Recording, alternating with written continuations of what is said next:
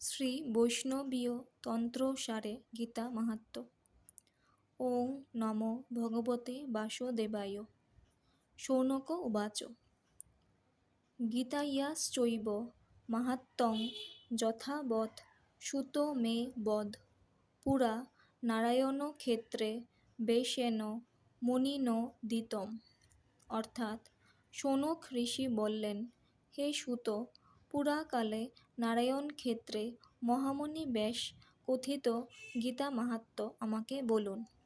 সুত উবাচ ভদ্রং ভগবতা পৃষ্টং যদি গুপ্ততমং পরম শক্যতে কেন তদোত্তুং গীতা মাহাত্ম্য মুক্তমম।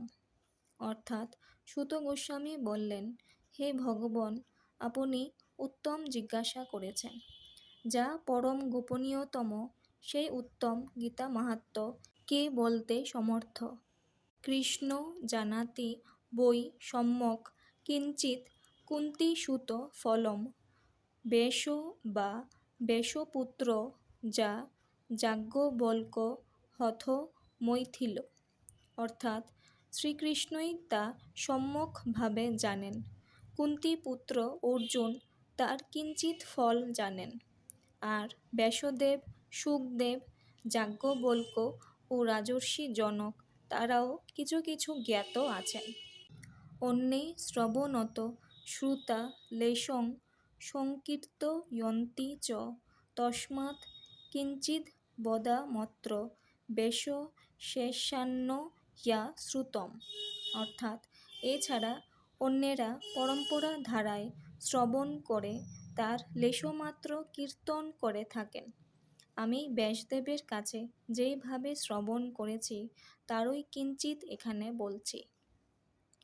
সর্বোপনিষদ গাব দগ্ধা গোপালো নন্দন পার্থ বৎস সুধীর ভোক্তা দুগ্ধং গীতামৃতং মহৎ। অর্থাৎ সমস্ত উপনিষদ গাভীর মতো, গোপাল নন্দন শ্রীকৃষ্ণ তাদের দোহনকর্তা, পৃথাপুত্র অর্জুন গোবৎসের মতো।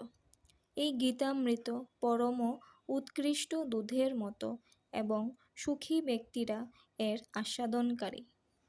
সারথ্য মর্জুন সেদ্যৌ কুর্বন গীতামৃতং দদৌ লোকত্রয়োপকারায় তস্मै কৃষ্ণাত্মনে নমঃ। অর্থাৎ যে কৃষ্ণ অর্জুনের সারথ্য স্বীকার করে